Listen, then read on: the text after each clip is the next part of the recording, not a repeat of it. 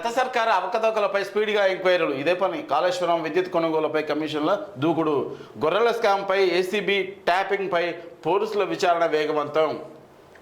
విద్యుత్ కొనుగోలుపై మాజీ స్పెషల్ సిఎస్ను విచారించిన నరసింహారెడ్డి కమిషన్ గత ప్రభుత్వం చెప్పినట్టే చేశానని మాజీ సిఎండి ప్రభాకర్ స్టేట్మెంట్.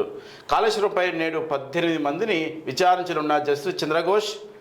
ప్రాజెక్టు భూ నిర్వాసితుల పరిహారం అందలేదని కంప్లైంట్, ఏసీబీ కస్టడీలో గొర్రెల స్కామ్ నిందితులు. జల్దీ పట్టుకుపోయా లోపడేరి. గత బీఆర్ఎస్ సర్కారు హయాంలోని కాళేశ్వరం ప్రాజెక్టు విద్యుత్ కొనుగోలులో గొర్రెల స్కామ్, ఫోన్ ట్యాపింగ్ వ్యవహారాలపై ఎంక్వైరీ స్పీడప్ అయింది. కాళేశ్వరంపై జస్టిస్ పినాకి చంద్రఘోష్, విద్యుత్ కొనుగోలుపై జస్టిస్ నరసింహారెడ్డి కమిషన్ వరుసపెట్టి అధికారులను విచారిస్తున్నాం. సోమవారం కూడా 2 కమిషన్ల నోటీసులు ఇచ్చి ఆఫీసర్లను వేరువేరుగా ఎంక్వైరీ చేశారు. వారి నుంచి వివరాలు తీసుకున్నారు. ఈ వ్యవహారంలో త్వరగా గత ప్రభుత్వంలో చేసిన సంబంధిత శాఖల అప్పటి మంత్రులను కూడా నోటీసులు ఇచ్చి విచారించినని చెప్పారు. మరి తొందరగా బయటికి తీసి జైల్లో పడేది కదా. ఇవన్నీ విచారించడం. ఇగో ఇవన్నీ గొర్రెలు పెట్టారు.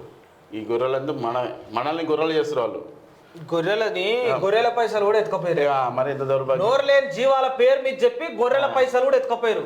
ఇప్పుడు గొర్రెలను తీసుకొచ్చి ఎంక్వైరీ చేస్తాము, మీకు నేను పలానా యాదవ్ సాబ్కి ఇవ్వలేదా నిన్ను, మిమ్మల్ని అందరు గుంపు పంపలే అంటే అంటే అంటే అయిపోయాయి ఆన్సర్ ఇచ్చినామంటారు. ఇప్పుడు వాళ్ళు ఇచ్చినాం మేము, మీకేం మేరక ఆడ అమ్ముకుండో సంపుకుండో మాకేం మేరక, మేము ఇచ్చినామే ఇయ్యదే శతకం పెడతాడు ఇలా.